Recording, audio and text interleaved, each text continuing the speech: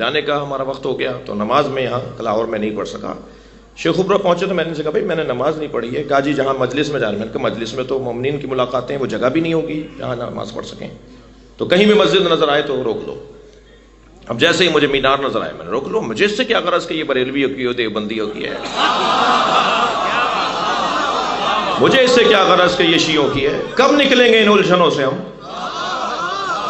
میں تو دکھ میں ہوں، تکلیف میں ہوں کہ وہ دیوبندیوں کی مسجد، وہ بریلویوں کی مسجد، وہ سلفیوں کی مسجد، وہ سنیوں کی مسجد، وہ شیعوں کی مسجد، اللہ کی کون سی ہے؟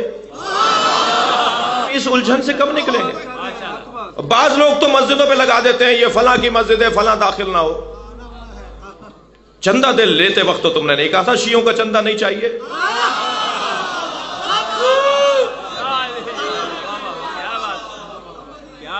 جی چندہ لیتے وقت تو آپ نے نہیں کہا تھا یہ بریلویوں کو چندہ نہیں چاہیے، یا بریلوی بنا رہا ہے تو اس نے تو نہیں کہا تھا دیوبندی چندہ نہ دیں۔ یہ اللہ کا گھر ہے، خدا کے لیے اس الجھن سے باہر نکلو۔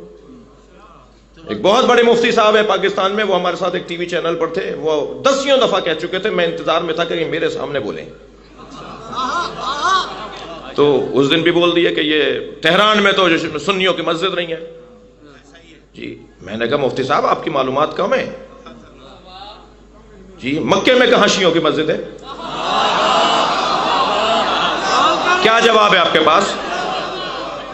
کیا جواب ہے مکے میں شیعوں کی مسجد نہیں ہونے پر؟ مدینے میں ایک مسجد شیعوں کی ہے، وہ بھی کتنا برا حال کیا ہوا ہے ان کا، جو جاتے ہیں اس مسجد میں آیت اللہ عمری کے ہاں نماز پڑھنے کے لیے انہیں رستے میں روکا جاتا ہے، پریشان کیا جاتا ہے۔ الجھن ہے کہ صاحب تہران میں، میں نے پھر 9 مسجدوں کے پتے بھیجے مفتی صاحب کو کہ تہران میں 9 اہل سنت کی مسجدیں ہیں، جی باقاعدہ ان کو پتے بھیجے، نام بھیجا مسجدوں کے کہ مولانا آپ تو معلومات آپ کی کم ہے، اور پھر آپ تو بریلوی ہیں، آپ کا تو یہ لب و لہجہ یہ تو تکفیریوں کا لب و لہجہ ہے، یہ والی باتیں کرنا، نفرتیں پھیلانے والی باتیں کرنا تو یہ تکفیریوں کی بات ہے، آپ تو اس وادی کے نہیں ہیں، آپ یہ والی باتیں کیوں کر رہے ہیں؟ جنہوں نے ابھی یزید کے بارے میں کہا نا مجھ پہ ثابت نہیں ہے، میں ان کی بات کر رہا ہوں،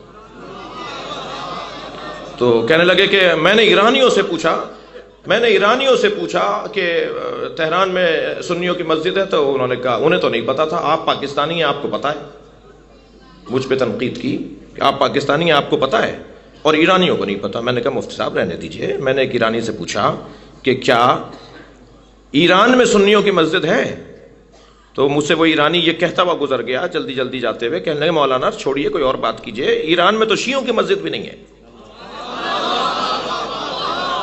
مجھے بات سمجھ میں نہیں آئی، میں اور اس کے پیچھے چلا 2 قدم، میں نے کہا میں نے آپ سے کہا کہ پورے ایران میں سنیوں کی مسجد ہے، بعض لوگ کہتے ہیں جی تہران میں سنیوں کی مسجد نہیں ہے، تو پورے ایران میں سنیوں کی مسجد ہے؟ تو اس نے کہا میں نے ابھی آپ سے کہا پورے ایران میں شیعوں کی مسجد بھی نہیں ہے۔ مسجد ہوتی ہے، شیعہ سنی نہیں ہوتی۔ کب نکلے گی پاکستانی کی قوم اس الجھن سے بھائی؟